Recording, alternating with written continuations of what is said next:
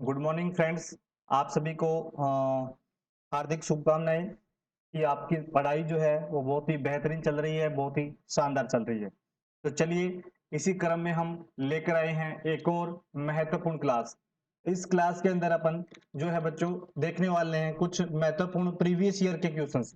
अब आपको जो रोजाना सुबह 10 बजे जो क्लास मिलेगी बच्चों, रोजाना सुबह 10 बजे जो क्लास आपको मिलेगी, उस पर आपको ESIC, RRB, RML, SGPGI, AIIMS, सभी एग्जाम्स के, BSF स्टाफ नर्स, सभी एग्जाम्स के महत्वपूर्ण क्वेश्चंस देखने को मिलेंगे। ठीक है, प्रीवियस ईयर के क्वेश्चंस आपको देखने को मिलेंगे क्योंकि PYQ जो होते हैं वो काफी ज्यादा इंपॉर्टेंट होते हैं। और आपको सबसे इंपॉर्टेंट बात बता दूं बच्चों, आपको यहाँ पर हिंदी और इंग्लिश दोनों भाषा में, बिल्कुल हिंदी और इंग्लिश दोनों लैंग्वेज में आप इसको पढ़ सकते हैं, हिंदी और इंग्लिश दोनों लैंग्वेज में। ठीक है, हिंदी और इंग्लिश लैंग्वेज में आपको यहाँ पर ट्यूशन सेशन करवाए जाएंगे क्योंकि अमूमन देखा जाता है GNM जो कैंडिडेट है उनको हिंदी बहुत अच्छे से समझ में आती है, तो इसलिए मैं हिंदी और इंग्लिश बोथ लैंग्वेज के अंदर ये क्वेश्चन लेकर आया हूं। और उम्मीद करता हूं कि सभी बच्चे इस क्लास को ज्यादा से ज्यादा देखेंगे, शेयर करेंगे और सब्सक्राइब जरूर करें चैनल को, क्योंकि राजस्थान, मध्य प्रदेश, उत्तर प्रदेश, हरियाणा, हिमाचल प्रदेश, बिहार, उत्तराखंड, सभी राज्य के जितने भी NHM के एग्जाम्स होते हैं, जितने भी NHM स्टाफ नर्स के एग्जाम है या NHM CHO के एग्जाम है, उन सभी भर्ती की अगर तैयारी आप करना चाहते हैं तो हमारे पास जो है बहुत ही कम पैसों में सबसे मिनिमम चार्ज है बच्चों। ठीक है, सबसे मिनिमम चार्ज है महज 400 रुपए के अंदर आपको कंप्लीट प्रिपरेशन मिलेगी। 400 रुपए में आपको CHO और स्टाफ नर्स NHM के जितने भी, हर स्टेट के, एवरी स्टेट की बात मैं कर रहा हूं, एवरी स्टेट के कहीं के NHM स्टाफ नर्स का एग्जाम हो, NHM CHO का एग्जाम हो, आपको यहां पर प्रिपरेशन करवाई जाएगी। उसके लिए आप इस दिए गए नंबर पर हमें संपर्क कर सकते हैं और हमारा ऐप भी जरूर डाउनलोड कीजिए। राजेंद्र नर्सिंग एकेडमी के नाम से आपको प्ले स्टोर पर ऐप भी मिल जाएगा। चलिए, तो आज का सेशन शुरू करते हैं बच्चों। पहला क्वेश्चन स्क्रीन पे, चलिए क्वेश्चन नंबर फर्स्ट है। नीचे यहाँ पर देखोगे आप, इस साइड नीचे अगर आप देखोगे तो यहाँ पर हमारा कॉन्टेक्ट नंबर भी दिया हुआ है जिस पर आप कॉल करके हमसे जो है कोर्स ज्वाइन कर सकते हैं। ठीक है, या कोई क्वेरी हो तो आप इस नीचे दिए गए नंबर पर कॉल कर सकते हैं। देखिए बच्चों, यहाँ पर एक सब्सक्राइब का बटन आपको दिख रहा होगा, तो आप इसको सब्सक्राइब का बटन आपको दिख रहा है तो चैनल को सब्सक्राइब जरूर करना। ठीक है, चलिए अब मैं क्लास को कंटिन्यू कर लेता हूं। चलिए बच्चों, क्लास कंटिन्यू करते हैं। बहुत ही इंपॉर्टेंट सेशन आज का रहने वाला है। हिंदी इंग्लिश दोनों लैंग्वेज में अपन ये जो है सेशन करने वाले हैं, हिंदी और इंग्लिश दोनों लैंग्वेज में ये सेशन रहने वाला है। चलिए स्टार्ट करते हैं।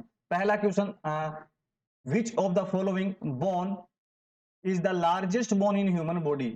लार्जेस्ट बोन कौन सी होती है ह्यूमन बॉडी के अंदर? जो लार्जेस्ट बोन होती है वो कौन सी होती है? निम्नलिखित में से कौन सी हड्डी मानव शरीर की सबसे बड़ी हड्डी है? चलिए, यहाँ पर क्वेश्चन आता है सबसे बड़ी और सबसे छोटी का। दो क्वेश्चन यहाँ पर पूछे जाते हैं आपसे। क्या? दो क्वेश्चन आपसे यहाँ पर पूछे जाएंगे कि जो है बताइए लार्जेस्ट बोन कौन सी होती है, लार्जेस्ट कौन सी है और शॉर्टेस्ट कौन सी है, सबसे छोटी कौन सी है, शॉर्टेस्ट कौन सी है। तो दोनों का पता होना चाहिए, दोनों इंपॉर्टेंट है। ठीक है, चलिए तो लार्जेस्ट कौन सी होती है? लार्जेस्ट जो होती है आपकी फीमर होती है। क्या होती है? फीमर जो है वो लार्जेस्ट बोन होती है ह्यूमन बॉडी के अंदर। ठीक है, लार्जेस्ट पूछे तो फीमर और शॉर्टेस्ट बोन पूछे तो स्टेपिज। स्टेपिज का नाम लेना है। ठीक है, ये स्टेपिज कहाँ पाई जाती है? तो ईयर के अंदर पाई जाती है, ईयर में। ठीक है, कान में पाई जाती है, ईयर में ये प्रेजेंट होती है। तो ये क्वेश्चन यहां से बनता है। एक तो क्या क्वेश्चन बना कि लार्जेस्ट बोन कौन सी होती है ह्यूमन बॉडी की? तो राइट आंसर हो गया आपका फीमर। क्या हो गया राइट आंसर? आपका फीमर जो है राइट आंसर हो गया। ठीक है, फीमर आपका क्या हो गया बच्चों? राइट आंसर हो गया। नेक्स्ट बात करें अपन कि सबसे छोटी हड्डी कौन सी होती है, तो सबसे जो छोटी हड्डी होती है वो होती है आपकी स्टेपीज। क्या? स्टेपीज जो है वो सबसे छोटी हड्डी होती है जो कान के अंदर पाई जाती है। प्लीज बच्चों वीडियो को लाइक जरूर करें और चैनल को सब्सक्राइब करना ना भूलें, क्योंकि बहुत ही बेहतरीन सेशन आपको यहाँ से डिलीवर हो रहा है। चलिए, निम्नलिखित में से कौन सी हड्डी शरीर की सबसे बड़ी हड्डी है? तो राइट आंसर आपका आ गया होगा, फीमर जो है वो सबसे बड़ी हड्डी होती है। ठीक है, चलिए सबसे स्ट्रोंगेस्ट बोन कौन सी होती है? स्ट्रोंगेस्ट बताइए, स्ट्रोंगेस्ट, स्ट्रोंगेस्ट बोन पूछे सबसे स्ट्रोंगेस्ट बोन कौन सी होती है? तो राइट आंसर क्या होगा? फीमर होती है, स्ट्रोंगेस्ट होती है। ठीक है, नेक्स्ट बात की जाए इसी के अंदर अगर कुछ और इंपॉर्टेंट चीज मैं आपको बताना चाहूं बच्चों, जैसे बोन से रिलेटेड है, कोलर बोन किसे कहते हैं? कोलर बोन किसे कहते हैं बताओ? कोलर बोन, कोलर बोन किसे कहते हैं? तो राइट आंसर हो जाएगा क्लेविकल को। ठीक है, नेक्स्ट बात करते हैं ब्रेस्ट बोन किसे कहते हैं? ब्रेस्ट बोन, ब्रेस्ट बोन किसे कहते हैं? ब्रेस्ट बोन आपका हो जाएगा क्या? स्टर्नम, ब्रेस्ट बोन हो जाएगा। ठीक है, ये इंपॉर्टेंट क्वेश्चंस हैं। और हार्डेस्ट पार्ट, हार्डेस्ट, सबसे हार्डेस्ट पार्ट जो होता है वो इनेमल होता है। क्या होता है? इनेमल। किसमें पाया जाता है? टीथ के अंदर। इनेमल होता है जो किसमें पाया जाता है? टीथ के अंदर पाया जाता है, सबसे हार्डेस्ट। ठीक है, तो राइट आंसर इसका ऑप्शन सी हो गया। चलिए नेक्स्ट क्वेश्चन, नेक्स्ट क्वेश्चन आप सभी के सामने स्क्रीन पर। Factor influencing inhibit of growth and destruction of micro organisms include. Question है कि सूक्ष्म जीवों की वृद्धि और विनाश को प्रभावित करने वाले कारकों में से शामिल हैं कि जो माइक्रो ऑर्गेनिज्म जो होते हैं, सूक्ष्म जीव जो होते हैं, उनकी ग्रोथ और उनके जो डिस्ट्रक्शन है, उनका जो विनाश है, उनको इफेक्ट करने वाले कौन से फैक्टर हैं? पहला ऑप्शन आपका हो जाएगा टेम्परेचर। ऐसे क्वेश्चन आपको ईएसआईसी में देखने को मिलेंगी। इस बार की यूपीएससी ईएसआईसी के अंदर ऐसे क्वेश्चन देखने को मिलेंगे। ठीक है, तो ये भी आया हुआ क्वेश्चन एग्जाम में। चलिए, temperature and contact, absence of organic material, time और स्पोर फॉर्मेशन। चलिए, सूक्ष्म जीवों की वृद्धि और विनाश को प्रभावित करने वाले कारक क्या क्या होंगे? टेम्परेचर अपना रोल अदा करता है, यस या नो? तो ए जिसमें नहीं है वो गलत हो जाएगा, मतलब ए तो होगा ही होगा। नेक्स्ट है B, absence of organic material, organic material absence होगा तो क्या विनाश हो सकता है, वृद्धि नहीं हो सकती? तो बी भी सही है, तो जिसमें बी नहीं है उसको हटा दो। ठीक है, नेक्स्ट है टाइम और स्पोर फॉर्मेशन। देखिए, स्पोर का फॉर्मेशन होगा तो सूक्ष्म जीव जो होते हैं, जो ना तो विनाश करेंगे और ना वृद्धि करेंगे, तो डी ऑप्शन नहीं होगा, जिसमें डी है उसको भी हटा दो, ऑप्शन ये हट गया। टाइम बिल्कुल टाइम पीरियड होता ही होता है, तो राइट आंसर क्या हो जाएगा? ऑप्शन डी हो जाएगा राइट आंसर। ठीक है, क्या हो जाएगा बच्चा? राइट आंसर ऑप्शन डी हो जाएगा। चलते हैं नेक्स्ट क्वेश्चन पे, ऑप्शन डी इसका राइट हो गया। नेक्स्ट क्वेश्चन बहुत इंपॉर्टेंट है, vitamin essential for coagulation of blood, blood के कोएगुलेशन के लिए कौन सा विटामिन इसेंशियल होता है? चलिए बात करते हैं अपन यहाँ पर, रक्त के जमने के लिए, रक्त के जमने के लिए आवश्यक विटामिन कौन सा होता है? तो याद रखिए, सबसे पहले बात करते हैं विटामिन ए की। इसे क्या कहते हैं? रेटिनोल कहते हैं, रेटिनोल। ठीक है, इसके अलावा विटामिन ए की अगर कमी हो जाए, विटामिन ए की क्या हो जाए? कमी हो जाए, तो कमी होने पर कौन सा डिजीज होती है? विटामिन ए की कमी से ब्लाइंडनेस देखने को मिलती है, ब्लाइंडनेस, नाइट ब्लाइंडनेस देखने को मिलती है। क्या? नाइट ब्लाइंडनेस देखने को मिलती है। और ये मोस्टली नाइट ब्लाइंडनेस जो है, ये किसमें देखने को मिलेगी? चाइल्ड में। ठीक है, चाइल्ड के अंदर ही देखने को मिलेगी नाइट ब्लाइंडनेस। अगर एडल्ट की बात करें अपन, तो एडल्ट के अंदर जो नाइट ब्लाइंडनेस होती है वो होती है डेफिशिएंसी ऑफ, सॉरी, वो एडल्ट के अंदर जो नाइट ब्लाइंडनेस होती है वो किसकी वजह से होती है? कैटरेक्ट की वजह से होती है। जिसका मोस्ट कॉमन कोज क्या होता है? इसका जो मोस्ट कॉमन जो कोज होता है एडल्ट के अंदर, वो होता है क्या? कैटरेक्ट, कैटरेक्ट होता है, कैटरेक्ट होता है। ठीक है, next vitamin B, vitamin B दिया है, तो विटामिन बी तो बहुत सारे होते हैं। विटामिन बी तो कॉम्प्लेक्स होता है, पूरा का पूरा विटामिन बी कॉम्प्लेक्स होता है। विटामिन बी कॉम्प्लेक्स होता है जिसमें बहुत सारे विटामिन आते हैं, जैसे बी 1 आता है, बी 2 आता है, बी 3 आता है, बी 5 आता है। ठीक है, बी 6 आता है, बी 9 आता है, बी 12 आता है। ये सारे विटामिन बी कॉम्प्लेक्स होते हैं, ठीक है। तो ये इंपॉर्टेंट है। इसमें से जो है विटामिन बी 1 जो होता है, विटामिन बी 1 की कमी से क्या हो जाता है, बेरी बेरी हो जाता है। क्या हो जाता है, विटामिन बी 1 की कमी से बेरी बेरी, विटामिन बी 1 की कमी से beriberi. Vitamin B 2 riboflavin जिसे कहते हैं, विटामिन बी 2 की कमी से क्या होता है, राइबोफ्लेविन, वर्निक्स एनसीफेलोपैथी होता है, ठीक है। इसे राइबोफ्लेविन कहते हैं, क्या, राइबोफ्लेविन कहते हैं। नेक्स्ट बी 3 नियासिन होता है, ठीक है। प्लेग्रा होता है इसकी वजह से, प्लेग्रा इंपॉर्टेंट है क्योंकि ये, ठीक है। और विटामिन बी 2 की, बी 9 की कमी से फोलिक, विटामिन बी 9 को फोलिक एसिड कहते हैं। क्या कहते हैं बच्चों, फोलिक एसिड कहते हैं, यस या नो, क्या कहते हैं, फोलिक एसिड कहते हैं। और इसकी कमी से क्या हो जाता है, न्यूरल ट्यूब डिफेक्ट हो जाता है, न्यूरल ट्यूब डिफेक्ट हो जाता है। चलिए नेक्स्ट बात करते हैं अपन विटामिन के की। बिल्कुल, विटामिन जो के होता है वो क्या होता है, ब्लड क्लोटिंग फैक्टर होता है। विटामिन के जो होता है वो कौन सा फैक्टर होता है, ब्लड क्लोटिंग फैक्टर होता है। राइट आंसर तो विटामिन के हो गया इसका, राइट आंसर इसका विटामिन के हो जाएगा, ठीक है। विटामिन डी होता है जिसे कोलीकैल्सिफेरॉल कहते हैं, कोले कैल्सिफेरॉल, ठीक है, कहते हैं। विटामिन डी की कमी से क्या हो जाता है, विटामिन डी की कमी से क्या होगा बच्चों बताओ, रिकेट्स, रिकेट्स हो जाता है। किसमें, चिल्ड्रन के अंदर। विटामिन डी की कमी अगर चिल्ड्रन में हो रही है तो रिकेट्स हो जाएगा। और विटामिन डी की कमी अगर एडल्ट में हो रही है तो ओस्टियो मलेशिया हो जाएगा, क्या, ओस्टियो मलेशिया, एडल्ट के अंदर, ठीक है। तो राइट आंसर विटामिन के हो गया। नेक्स्ट क्वेश्चन, नेक्स्ट क्वेश्चन आप सभी के सामने स्क्रीन पे, कि who is considered as the father of sociology. Father of sociology किसे, समाज शास्त्र का जनक किसे कहा जाता है, फादर ऑफ सोशियोलॉजी। तो राइट आंसर हो जाएगा अगस्तु कोमेट को, अगस्तु कोमेट को कहा जाता है। नेक्स्ट क्वेश्चन, शारदा एक्ट क्या है, Sharda act was passed in, Sharda act कब पास हुआ था, शारदा अधिनियम पारित किया गया था।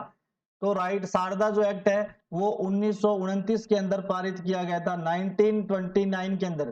चलिए इसका रैशनल देखते हैं बच्चों, कि बाल विवाह प्रतिबंध अधिनियम 1929 में, ठीक है, बाल विवाह प्रतिबंध अधिनियम 1929 में 28 सितंबर 1929 को imperial legislative counselling of the India में पारित हुआ। लड़कियों के विवाह की आयु 14 वर्ष और लड़कों के 18 वर्ष तय की गई थी इस शारदा एक्ट के अंदर। लेकिन जिसके बाद लड़कियों के लिए 18 और लड़कों के लिए 21 वर्ष कर दिया गया, ये था शारदा एक्ट, ठीक है। ये क्वेश्चन एक बार आया हुआ है, शारदा एक्ट वाला है ना, इंपॉर्टेंट है। चलिए नेक्स्ट क्वेश्चन चलते हैं। तो नेक्स्ट क्वेश्चन देखते हैं बच्चों। सबसे पहले बात करेंगे अपन कि is the practice that one must Mary with one ons cast and group. Question है कि यह प्रथा है कि व्यक्ति को अपनी ही जाति या समूह में विवाह करना चाहिए, अपनी ही जाति या समूह में विवाह करना चाहिए। ये किस प्रकार की मैरिज है बताइए, किस प्रकार की मैरिज है, गैमी होती है उसे मैरिज कहते हैं, गैमी को, गैमी का मतलब होता है विवाह, मैरिज, ठीक है। तो व्यक्ति को अपनी ही जाति या समूह में विवाह करना चाहिए। तो राइट आंसर क्या हो जाएगा, राइट आंसर हो जाएगा इसका मोनोगैमी, सॉरी, राइट आंसर हो जाएगा इसका एंडोगैमी, खुद के ही, ठीक है। तो पॉलीगैमी क्या होता है, बहुविवाह होता है, मतलब एक लेडी बहुत सारे लोगों से शादी करे, पॉलीगैमी। क्वाड्रीगैमी 4 के साथ करे, मोनोगैमी 1 के साथ, ठीक है। तो राइट आंसर इसका एंडोगैमी, सॉरी बच्चों, मोनोगैमी ही होगा, ठीक है, सॉरी, मोनोगैमी ही होगा इसका right answer, sorry for that. Next question, अगला क्वेश्चन अपना क्वेश्चन है कि the operative procedure which would result in the surgical menopause would be. वह ऑपरेटिव प्रक्रिया जिसके परिणाम स्वरूप सर्जिकल रज्जोनिवृत्ति होगी, सर्जिकल वह होगी, सर्जिकल रज्जोनिवृत्ति होगी। भैया सर्जिकल ट्यूबल लाइगेशन कर दो, सिंपल हिस्टेक्टोमी कर दो, बाइलेटरल ओफेरेक्टोमी कर दो, तो राइट आंसर हो जाएगा बाइलेटरल क्या करना है, ओफेरेक्टोमी करना है। और बाइलेटरल मतलब दोनों साइड, ओफेरेक्टोमी का मतलब होता है surgical surgical removal of ovary, ovary का सर्जिकली क्या कर देना, रिमूव कर देना। चलिए क्या है देखते हैं। बाइलेटरल ओफेरेक्टोमी, बाइलेटरल ओफरेक्टोमी मींस होता है removal of excision of both ovaries result in surgical menopause या फिर आर्टिफिशियल मेनोपॉज जिसे कहते हैं। ओफरेक्टोमी देख सकते हैं, ये है यूनिलैटरल ओफरेक्टोमी है।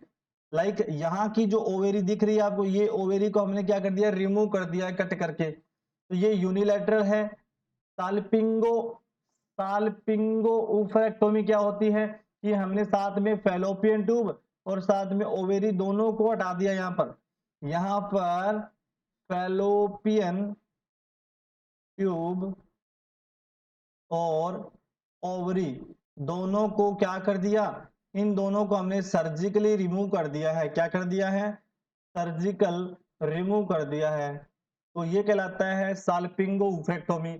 और टोटल हिस्टेक्टोमी विद बाइलेटरल साल्पिंगो उफेक्टोमी का मतलब है कि बस यही बचा एक नीचे का पोर्शन, बाकी पूरा का पूरा हमने निकाल दिया है। ठीक है, चलिए नेक्स्ट।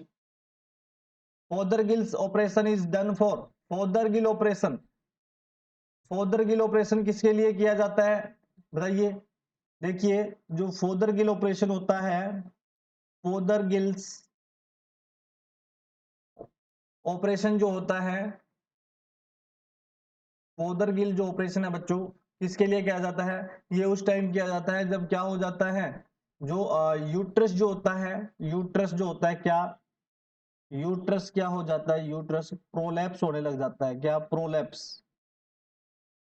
ठीक है, यूट्रस प्रोलैप्स होगा, उस दौरान अपन क्या करेंगे, फोदरगिल ऑपरेशन करेंगे यूटेराइन प्रोलैप्स होने पर। ठीक है, राइट आंसर ऑप्शन डी होगा, यूटेराइन प्रोलैप्स।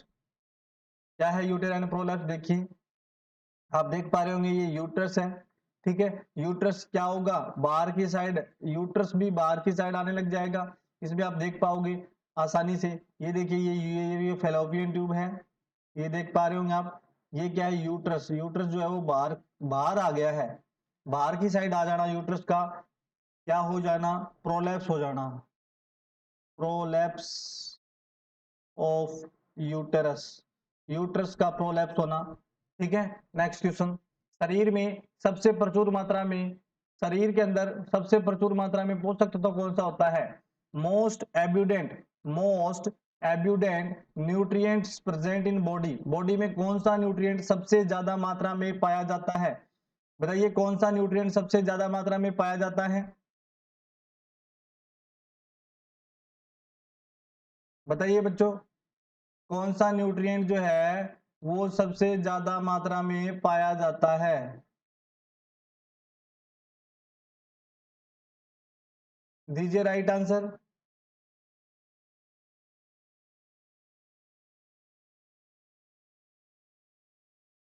तो राइट आंसर क्या होगा बच्चों इसका, कार्बोहाइड्रेट जो होता है वो प्रचुर मात्रा में पाया जाता है, क्या, carbohydrate. Okay, sorry sorry sorry sorry, गलती हो गई। सबसे प्रचुर मात्रा में जो होता है वो वाटर होता है बच्चों, सॉरी, शरीर के अंदर सबसे ज्यादा क्या पाया जाता है, पानी पाया जाता है, वाटर पाया जाता है प्रचुर मात्रा। Next question.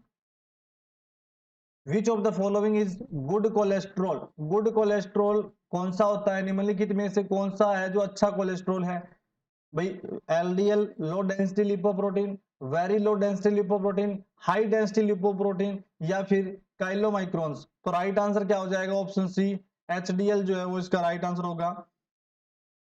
एचडीएल जो होता है वो क्या होता है, वो गुड कोलेस्ट्रॉल होता है, गुड कोलेस्ट्रॉल। ठीक है, एलडीएल जो होता है वो बैड कोलेस्ट्रॉल होता है, ये क्या होता है, बैड कोलेस्ट्रॉल, बैड कोलेस्ट्रॉल होता है, बैड कोलेस्ट्रॉल होता है। नेक्स्ट क्वेश्चन, इसका रैशनल देखिए आप। कि HDL remove excess cholesterol from the body cell and blood by transporting it to liver for elimination through the bile। क्या कह रहा है कि HDL जो है high density lipoprotein remove excess cholesterol को फ्रॉम बॉडी से बाहर निकालता है और blood by transporting it to liver, और लिवर को ब्लड ट्रांसपोर्ट करता है for the elimination through the bile से एलिमिनेशन करता है। It is also prevent accumulation of the cholesterol in the body. ये क्या करता है, इट आल्सो प्रिवेंट करता है कोलेस्ट्रोल को बॉडी के अंदर इकट्ठा कलेक्ट होने से बचाता है। तो it is also cold good cholesterol, इसे गुड कोलेस्ट्रोल भी कहते हैं। ठीक है, it is decrease risk for CAD cardiac coronary artery disease का जो रिस्क होता है, कार्डियक जो प्रॉब्लम है कोरोनरी आर्टरी डिजीज, उसके रिस्क को कम करता है। LDL और VLDL is called bad cholesterol, इसे बैड कोलेस्ट्रॉल कहते हैं क्योंकि ये increase the risk of CAD के रिस्क को बढ़ा देते हैं। और CAD का जो मोस्ट कॉमन कॉज होता है वो एथेरोस्क्लेरोसिस होता है और एथेरोस्क्लेरोसिस करवा देंगे ये, इसलिए बैड कोलेस्ट्रॉल है। Next question, the only fat soluble antioxidant synthesised in the body, इस शरीर में संश्लेषित एकमात्र वसा में घुलनशील एंटीऑक्सीडेंट क्या है? वसा में घुलनशील फैट सोल्यूबल कौन सा है? देखिए विटामिन होते हैं दो प्रकार के, एक होता है फैट सोल्यूबल, ठीक है, एक होता है फैट सोल्यूबल और एक होता है बच्चों क्या, आपका वाटर सोल्यूबल। ठीक है, यहां पर विटामिन की कोई बात नहीं की गई है, मैं तो बता रहा हूं कौन कौन से होते हैं। तो विटामिन जो होते हैं विटामिन A, D, E और K, ये विटामिन फैट सोल्यूबल होते हैं। और वाटर सोल्यूबल होते हैं विटामिन B कॉम्प्लेक्स और विटामिन सी,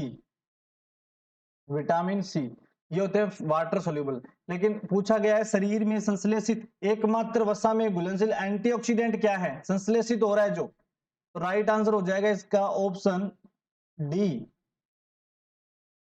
कोफैक्टर Q10। ठीक है, चलिए इसका थोड़ा रैशनल देख लेते हैं। Coenzyme Q10 is a vitamin like substance होता है जो synthesised into the body from tyrosine से होता है।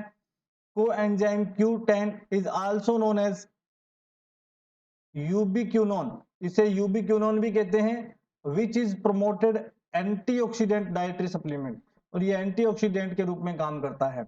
नेक्स्ट क्वेश्चन है, अत्यधिक उल्टी और रक्तस्राव होता है, एक्सेसिव वोमिटिंग हो रही है, हेमरेज हो रहा है, तो क्या खोज करेगा बताइए। देखिए एक्सेसिव वोमिटिंग और एक्सेसिव ब्लीडिंग, हेमरेज जिसे कह रहे हैं, ठीक है, एक्सेसिव ब्लीडिंग हो रही है, ये दोनों ही क्या करेगी, ये दोनों का काम क्या होगा, ये डिहाइड्रेशन करेगी। डिहाइड्रेशन करेगी या नहीं करेगी? डिहाइड्रेशन होगा तो मतलब वॉल्यूम कम होगा, तो हाइपोवोलेमिया करेगा, हाइपोवोलेमिया की कंडीशन में आ जाएगा ये हाइपोवोलेमिया। ठीक है, तो राइट आंसर हो गया ऑप्शन ए, हाइपोवोलेमिया। हाइपरवोलेमिया नहीं कर सकता क्योंकि पानी की कमी हो रही है, फ्लूइड ओवरलोड होगा ही नहीं, पानी की कमी हो रही है, एडिमा तब होगा जब फ्लूइड ओवरलोड होगा, ये तीनों कारण नहीं है। नेक्स्ट क्वेश्चन, ठीक है, ये मैं बता चुका हूं। ओके नेक्स्ट, चलिए ये था आज का सेशन बच्चों आपका। ठीक है, इसका रैशनल देख लीजिए। हाइपोवोलेमिया जो होता है फ्लूइड वॉल्यूम डेफिसिट और नेगेटिव फ्लूइड बैलेंस, और dehydration means abnormal decrease in the blood volume circulating blood और ECF। ठीक है, it may be caused by vomiting, diarrhoea, burn, excessive diuretics, haemorrhage में। तो बच्चों ये था आज का सेशन, आप सभी को कैसा लगा कमेंट करके जरूर बताना, एक प्यारा सा कमेंट आपका जरूर आना चाहिए, और वीडियो को लाइक करना सभी बच्चे, चैनल को सब्सक्राइब करना, और ESIC RML DSSB SGPGI, इन सभी के टेस्ट सीरीज के लिए आप हमें कॉल करें। इन सभी की टेस्ट सीरीज के लिए आप कॉल या मैसेज कर सकते हैं। 9664248514 पे कॉल कर सकते हैं। ठीक है, चलिए ये था आज का शानदार सेशन और मिलते हैं नेक्स्ट क्लास में। Thank you so much.